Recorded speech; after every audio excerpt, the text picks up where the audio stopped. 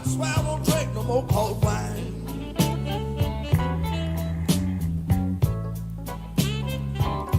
Well, now you know that I still love you, baby. Whoa! I ain't lying.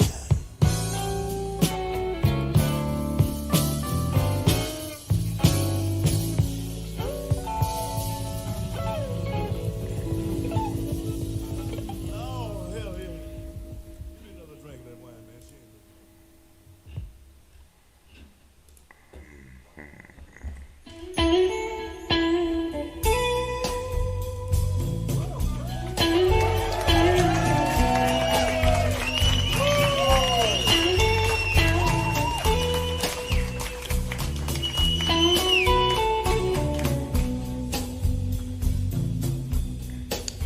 All right, how are you guys?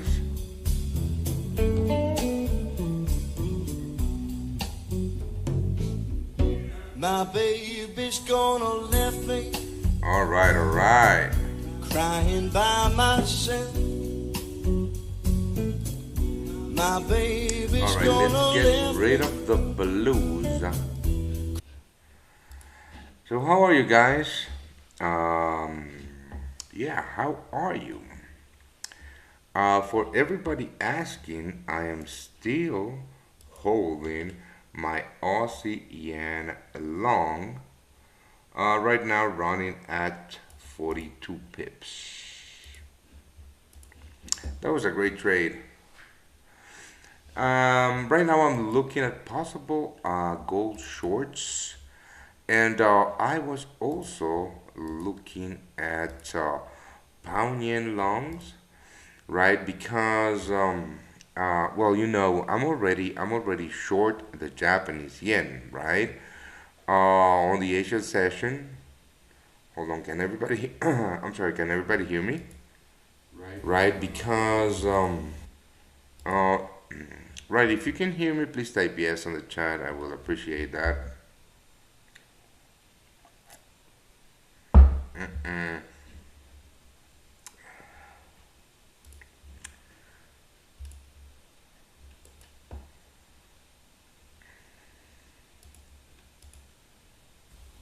Right, because uh, all right. So how are you, FaZe? Awesome. I'm still holding this, Aussie yen longs that I took at the Asian Open. Awesome, Shabar. How are you, mate? And yeah, this is basically a Japanese yen short, right? So what I was looking here, after that big move, right? This was on the monetary policy day from the Bank of Japan. I'm just looking at possible shorts. Well, I already took some profits out of my Aussie yen longs, which are, of course, Japanese yen shorts. But I am just looking at how the Japanese yen is trading at these lows. There's very little volume, but I see a ton of sell side liquidity that has been built up here and here after that big move to the upside. So, the highest probability move, in my opinion, right, is a sweep of those lows and all of this liquidity, taking out all of these weak players in the market to then come back. I haven't actually looked at that, at that demand zone that I will be trading because I'm focusing on that liquidity sweep on the Japanese yen. Now, the reason that I took profits on my Aussie yen longs is because I saw no momentum to the downside, before the long open. So I decided to take off 70% of my position at a 35 pip win. Now my stop losses are I actually have my stop losses at 10 pips in profit. So it's a free trade for me at the moment. Now, on the Japanese yen side, I was looking at the pound yen, possible pound yen longs, right? And this is the setup that I was looking at earlier, right? I didn't take it. Hold on, let me go check my other screen. Oh, let's have a look. Yeah, I didn't take this long because, first of all, I wasn't comfortable with the zone that it was retesting, and I was really looking at a possible entry around the 159.65 to 67 or so. So, yeah, I possibly missed the move on the pound yen, but I'm still holding those cat yens. So gold, yeah, hold on, Bharat. I'm sorry if I butcher your name, mate. So gold, it's quite interesting at the moment. I am looking for shorts in gold. Now, the reason that I'm looking for shorts in gold is because of this, right? Now, I'm going to do the entire analysis on the chart. Let's start by looking at the 50-minute chart or the 50-minute time frame, right? Now, let's look at some key levels in the market. These lows where, I'm sorry, this key level in the market is where we saw first, profit taking from those shorts yesterday, and where we saw that bull trap. Now, I don't trade retest on key levels, but I do use key levels, as a confirmation of my possible setup. So let's go to the lower time frames, 10-minute chart, right? Oh, it's looking very good. I'm going to get rid of this. I'm going to get rid of this, and I'm going to look at gold here on my other screen on the 10-minute chart. Yes, it's looking very, just give me a second, guys. I also have a massive headache. Merry Christmas to me, right? Right, so let's go to the 5-minute chart, etc.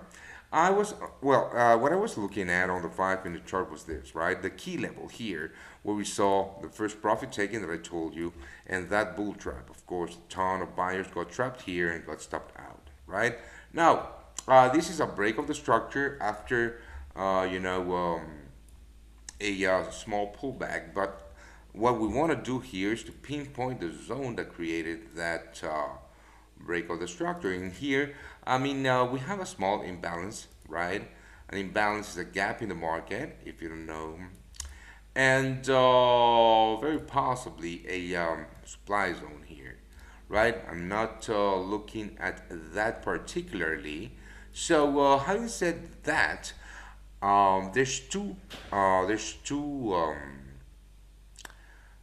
there's an aggressive entry that I could take. Yesterday was a beautiful trade day. Let's finish the week with a bang. Yep, that's what I am hoping for. The past week has been very good. Yeah, it has been very good. You know, I don't. I'm not the one, to brag. I don't brag at all. But I always tell you that I am happy with my trading right now. I'm very very happy. I've seen the past 7 months of working in the dark. Just backtesting and optimizing my entry models. Paying off. It feels good, man. It feels good. It feels really, really good. Yeah, it feels super good. So, 2023 is going to be our fucking year. Right, so, like I was telling you guys, there's two options here. There's the aggressive entry, WB, I don't know what that means. But if you're asking about my Bitcoin swing trade, yeah, it's still very. I'm still holding that order, man. If I do not, I mean, if I don't update you on a signal, it's because I'm still holding it, right? And very, very fast, I'm going to show you what that Bitcoin chart, right, on the 4 hour chart, 3 hour chart, or whatever, right? So basically, this is my trade idea in Bitcoin, right? And I'm not going to do anything here on this choppy range, right? What I'm trading here is a strip of this buy side liquidity. I want to get triggered here at the bottom of my power sell zone and at the bottom of that imbalance. That imbalance, I think I saw it. Now it's a 15-minute imbalance or so, or an hourly imbalance. Yeah, it's an hourly imbalance. So this is what I'm trading, mate. For the time being, when there's no direction, there's absolutely nothing to do.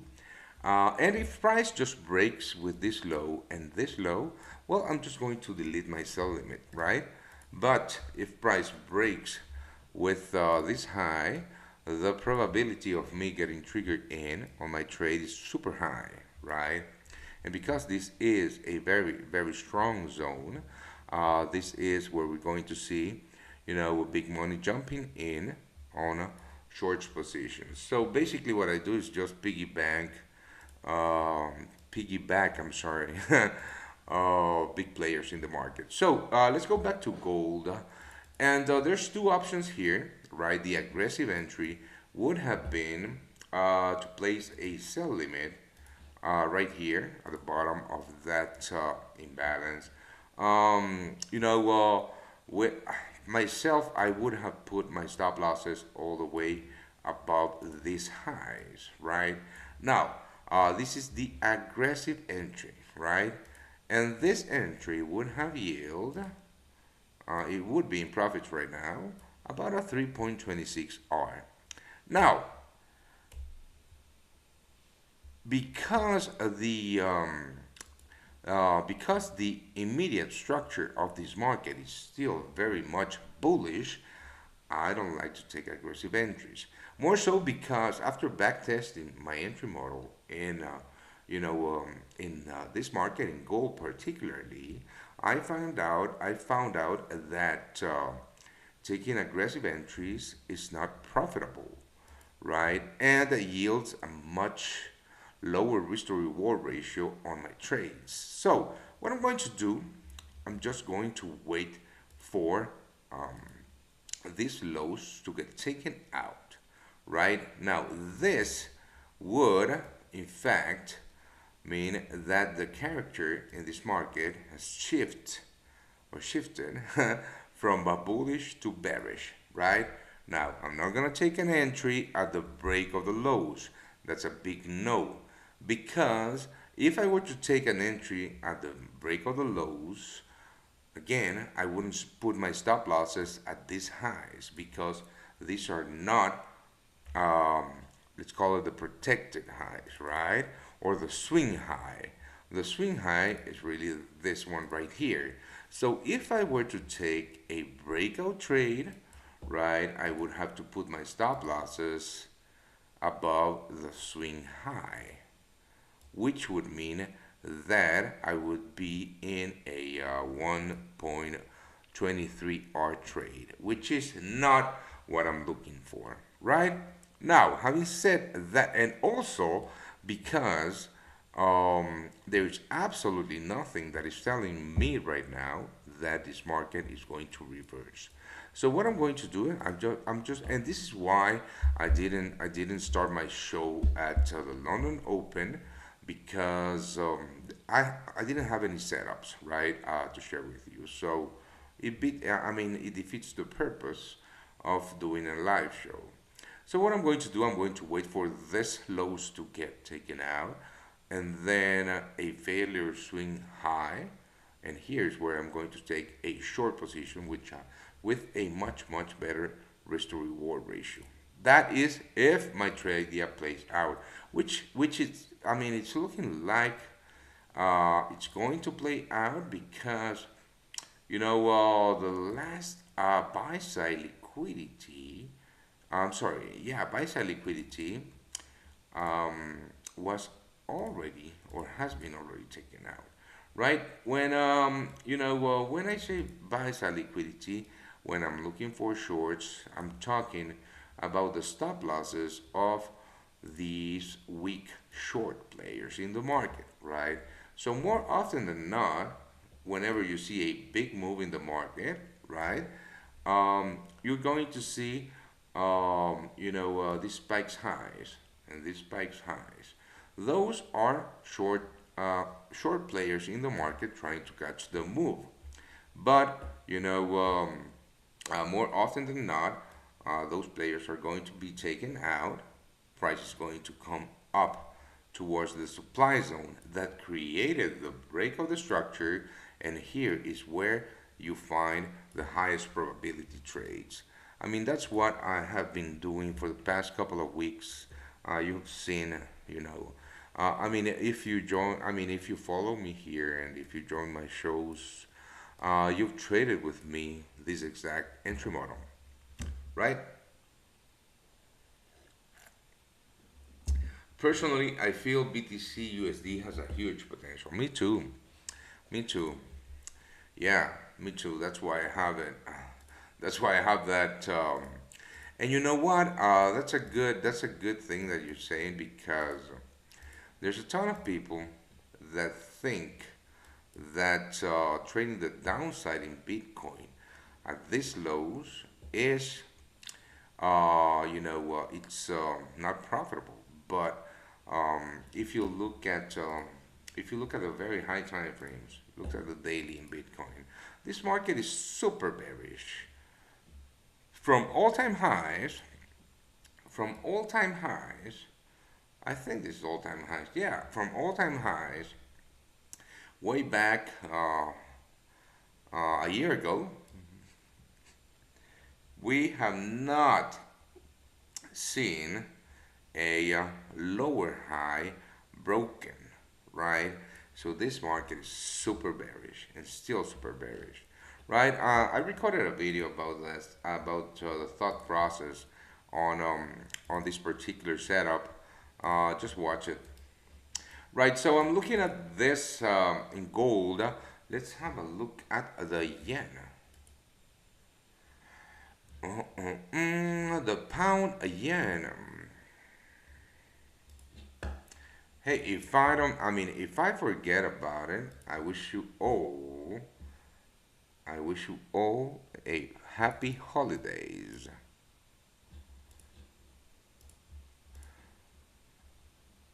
Normally, I was talking to my girl earlier today, right before going to bed, neither of us had really realized that Christmas is on Saturday, right?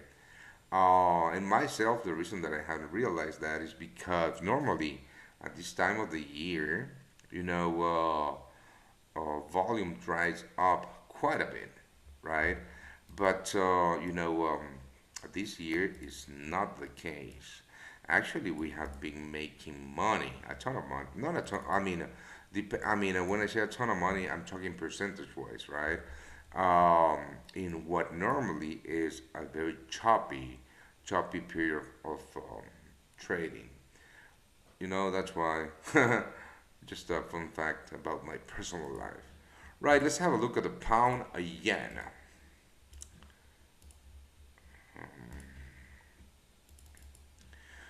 All right, so please explain Euro GBP for long and short time.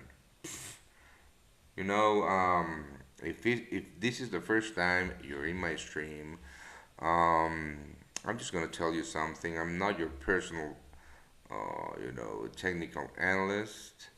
What you're asking me is just stupid as fuck. you're asking me to explain to you the Euro GBP for long and short time, right? So if you want to have a conversation with me, why don't you tell me what you're looking at, right? Maybe share your chart with me on the chat. I can have a look at it, and then I can have a look at my own chart. But I'm not going to blindly look at a market just because you're asking me to. One in GBP, your GBP signals are fire. Yeah, thank you, mate. The pound yen is quite cool, and the reason that I took my yen shorts on the Aussie yen. This is my trade on the Aussie yen. If you're not a VAP, yeah, this is my trade on the Aussie yen. Pretty healthy trade. I'm gonna go to the 7 minute chart. Right, pretty healthy trade. My stop losses are now below these lows. So I took profits at these highs, right, about 35 pips. I took 70% of my trade here, right? And the reason that I took the trade here on the Aussie yen and not the pound yen is because the setup was just much better on the Aussie yen, right? I gave up in Aussie yen, deleted, missed the signal. That's fine. Johnson, that's fine. Don't cry over spilled milk. There's always going to be another trade. So that's fine. That's fine. I know, I don't know where you're based at, but yeah, if you're based in Europe, it's hard to trade, the Asian session. But, starting next year, my focus is going to be because most of my trades, actually all of my trades, right? I find them at when the market opens, when volume hits the market, right? So starting next year, I'm going to trade the three opens: the Asian Open, the London Open, and the New York Open. So it, no matter where you are based, you are going to get signals. These kind of signals. So, the pound yen. I don't see anything on the pound yen, to be completely honest. I wanted to trade the upside on the pound yen. This is what I was looking at. I was looking at. I don't remember. I'm going to eyeball it. I was looking at the 3 minute chart. So let me see. Yep, I was looking at this.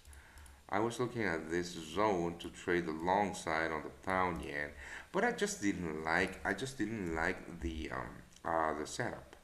I'm sorry, it wasn't this one. Yeah, it was this here. So this is why I didn't trade the long side on the pound yen, just because price didn't mitigate my demand or my zone. You know. And it's quite choppy. If you look at the Aussie yen, it's quite different, right? This was a very clean move. And this is also the reason why I take profits early. Not early, but I take a bunch of my trade off after the first impulsive move.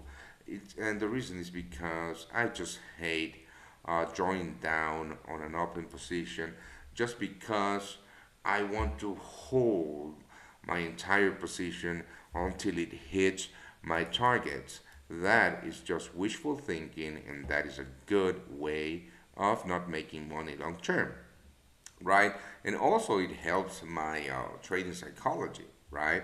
I already bank profits here, right? Because it's really hard to make money long term in the trading the markets, right? But when you find an edge, you have to optimize the way that you manage your approach to that edge where you make money in, right? So what I do is, after the first impulsive move, I just take a bunch of my trade off, move my stops to break even, and then I can move on to the next trade or to the next idea, and I don't have that weight in my head or in my shoulders or in my belly, wherever you feel the weight in, of having a full position trade open, drawing down on me from the highs, which could in fact trigger bad decisions, or emotional decisions. No, I mean, I don't. I'm the least emotional guy that you're going to meet, but we are all humans. And for example, if I had, held to my onto my entire position here, I would very, very, very likely would have closed half of it here at this lows, at this zone right here, which would have not been optimal in this particular setup. So the decisions that I took on this trade and how to manage this trade were extremely optimal, right? Um, yeah, and that's just me. That's just how I trade. That's just how I have found that I'm most profitable, right? By managing the trades like this. It works for me, you know. But you need to work. I mean, if you want to find your sweet spot, like I did, like I have, you need to, you need to do a ton of work and mine the data, right? Record all of your trade, journal your trades, backtest your entries. First of all, you have to have entry models, right?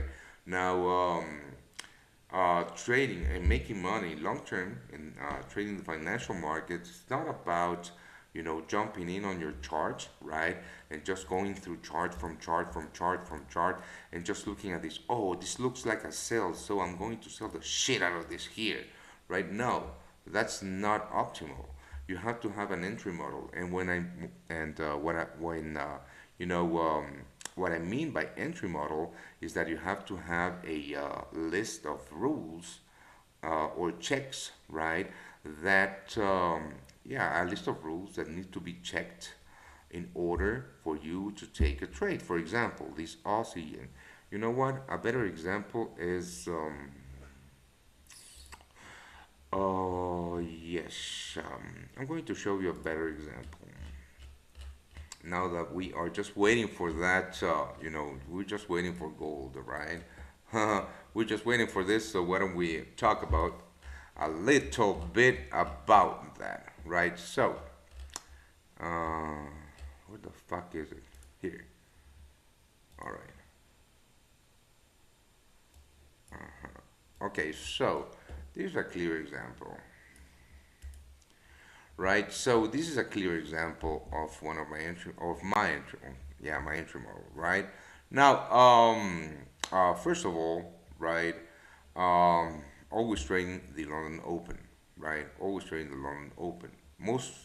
Mostly if I'm trading the pound, right? Now, this market was bearish. I can show you the chart because this is a screenshot, right?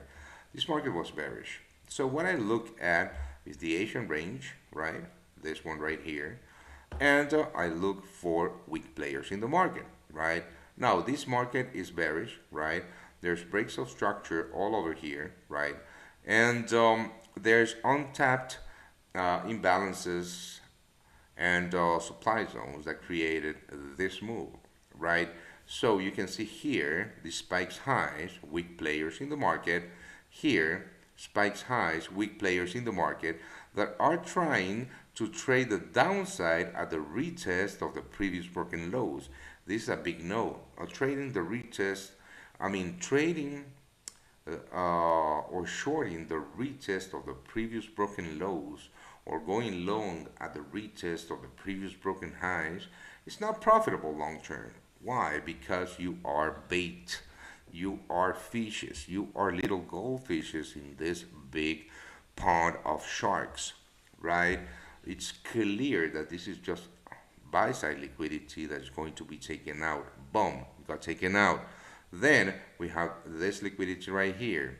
So again, weak players in the market. Here we have an inducement, and players got short, thinking that after taking the stop losses out of these players, the market was going to drop. But no, this is just again liquidity being built up, and I just wait for all of these players to get fucked and then I place my sell limits in this case right on my power sell zone, right at that imbalance that created the move to the downside. And as you can see, and as you have seen over and over and over on my streams, right, price hits or triggers me in, and then continues in my direction. So after saying that, there's a couple of things that I need that I'm still working on. For example, here my stop loss positioning was really wide. Was really wide. I mean, this was a 4.5 R trade, but um, um, this entry model would have yield a 12 risk to reward ratio, but that particular stop loss positioning, I don't have sufficient data. My sample size is not that big to trust that stop loss positioning. So that's why I'm using these wide stop losses. But even if I'm using these wide stop losses, right, the risk to reward ratio on these trades is very good. It's a 5, 6R, right? But yeah, this has been the work of 7 months, spending fucking 4 or 5 hours per day just looking at data, just going trade by trade, just tweaking and plugging leaks. And next year, where I'm going is to optimize that stop loss positioning to not get those 4R, 4.5R, but to get a 12R. And that's where we're going to make fucking money, right? So you have to have a clear set of rules that you need to see in your chart before you take a trade, right? And by having that set of rules, you can completely uh, you know grab that data, right? And you can mine that data. For example, not all of your trades are going to be optimal in the sense that sometimes one of those rules might not be 100%, but you're going to take that trade. Or myself, I'm going to take that trade, but I'm going to use a lower risk because I know that because of that failure of that rule not being 100%, the probability of success of that setup lowers from 67% to 59%. So I'm going to, instead of using a 0.5, 0.6% risk, I'm going to use a 0.4, 0.3%. And the cool thing about this entry model and this kind of trading is that you don't have to risk 1% or 2% per trade, right? Because because this entry model yields very, very high risk to reward ratio setups. So instead of trading a 1 to 1 or a 1 to 2 risk to reward ratio and risking 1% on a setup that has a probability of success of 60%, you're going to risk 0.5% on a 1 to 6 risk to reward ratio, right, on a setup that has a 67% probability of success, and you're going to make much money on a vacuum, right, on the same setup. So that's what I have been working on, and that is what's coming next fucking year.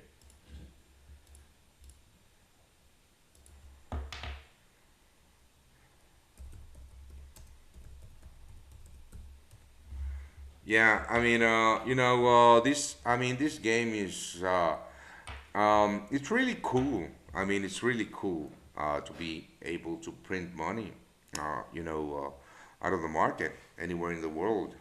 But it takes a ton of work. But the thing is that once you, once you get there, once you get there, it's just doing it over and over and over and over and over, but you have to, I mean, you have to stay on your feet in the sense that you have, I mean, it's, you have no idea. I mean, this had happened to me, right? Whenever you're on a winning streak, right? You're going to, you're going to start, trading with your ego without noticing, maybe. But yeah. Morning, Orlando. Yesterday, Aussie yen signal entry price was right or not? Yeah, it was right. I think I made a typo, made on on the stop loss, but yeah, I'm sorry about that.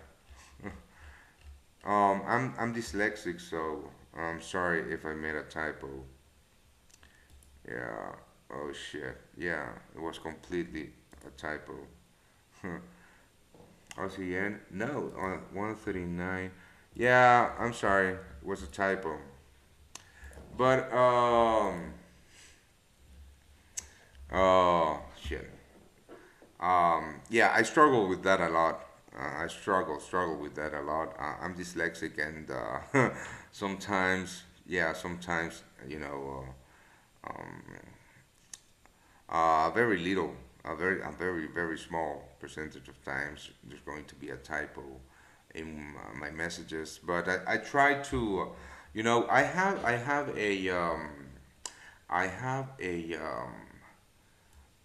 a checklist. Whenever I send a signal, I have a checklist on what I do, right? Uh, but sometimes I just miss it.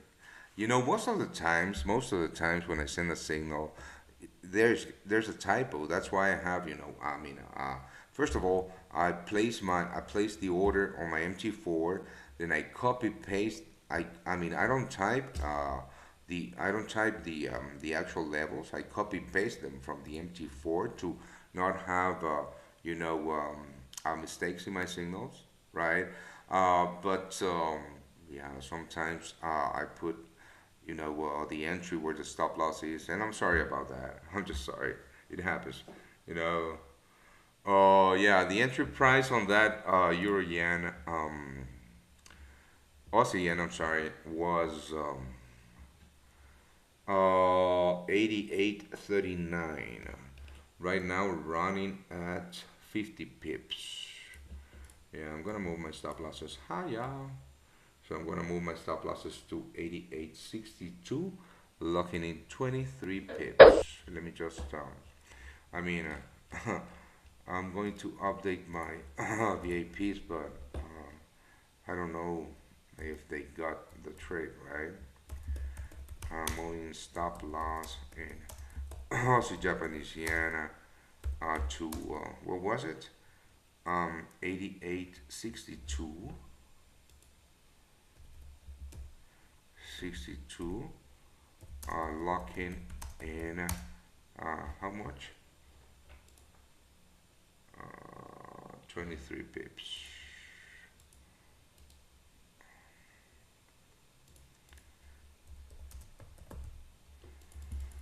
Yeah, I'm sorry about that, mate. I try my best. Also, I have I have a ton of things. When I see it on my screens, I just have a ton of things going on. But yeah, my bad.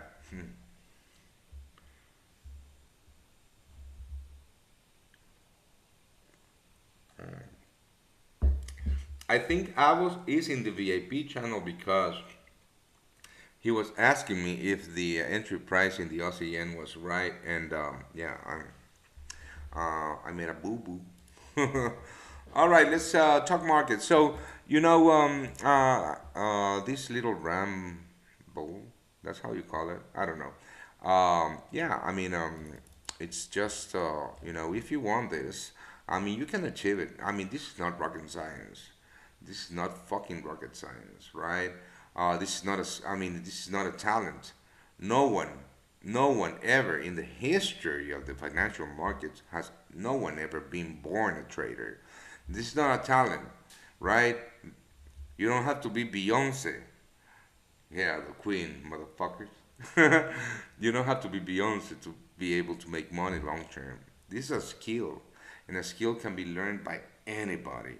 It just takes a ton of discipline, takes a ton of time. And but anyone can achieve this. It's just simple math. Simple math. Carlo Polo, you want to join VIP? I'll send you the link. And because I am very cool, I will. I'm gonna give you. Hold on.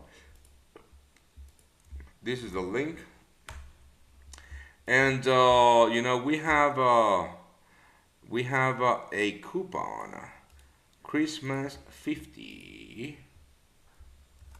If you use Christmas 50, but it only works with the monthly subscription, you're going to get a 50% discount. I signed up with an AVA, but they don't accept crypto. Yeah, I don't know. Just sell your crypto and pay with dollars. I don't know. Deposit USD. That's not a big issue, man. I don't know. All right, let's have a look at some other markets. Right. Okay, so yesterday, oh boy, let's have a look at the S&P 500. So yesterday, yeah, this was the open price. This was pre-market right here, right? I haven't touched this chart just yet. This was pre-market. This box right here. So one thing that I used to do that I don't do anymore is this. Let me show you. All right. So let me just delete all of this. One thing that I used to do and that I don't do anymore, right, is this. So if you notice here, there was a pre-market range, right, after the drop. This was a news-induced move, right? And what I used to do, right, I used to trade the breakout, in this case, the short side, because, obviously, the bias was bearish of that pre-market range. But by looking at the data, even if this particular trade would have worked massively on my favor, right? By taking this exact trade on a vacuum, right? Over and over and over and over on this market, it's not profitable. It's not profitable. More often than not, you're going to get triggered in, then stop out, and then price is going to hit those zones before it drops. So I scratched that, right? So what I was waiting was for price to sweep the highs, take take a hit to that imbalance, and then move down. But because this market is super bearish, it didn't happen. Now, having said that, let me just delete all of this because we might have found, I'm going to delete this. Actually, I'm going to delete everything.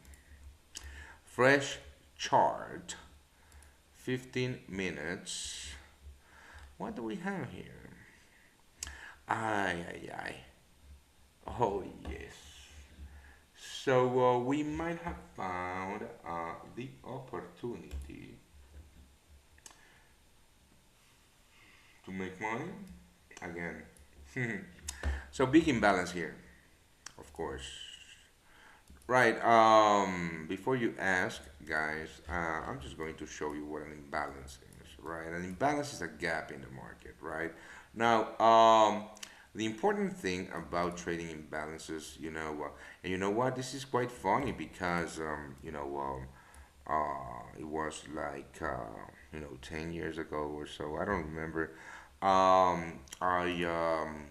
I got in on a stock day trading prop firm in Chicago, right? Now, I day traded stocks for about a year and I didn't make a single dollar. And I always heard, the big players there, you know, how they traded the imbalance and how trading the imbalance was so profitable. And I tried my best to research it, and I couldn't find anything about it. Fast forward, 8 years later, I'm trading imbalances. So an imbalance happens when, for example, right here, this eyeballing it, of course, this was the level that was capping the downside in this market. This must have been during the Asian session, most likely, right? Then the news came into the market and sellers just jump into this market, right? Remember, this is an auction between buyers and sellers, so at each level you have a bid and ask, right? Now, in this case, when imbalances are created, right, it means that sellers were just buyers were not big enough, to support the selling pressure, and sellers just kept sweeping sell orders. And those imbalances can clearly be seen after that, after the break of the structure in the market with, candlesticks, right? I'm going to just thicken this chart out for you guys, right? Oh, Chaka. What is that imbalance? So basically, what you want to look for, uh huh, right here is this, right? The last low, right? Um, a um, a a balanced um, price action is where you have weeks to the upside and to the downside. It's called balanced, or I call it balanced. I don't know how everybody else calls it, but I call it balanced because um, the amount of buy orders and sell orders at each level are quite balanced with each other. It doesn't matter if price is trending, right? But just by looking at the candles, you can see that. All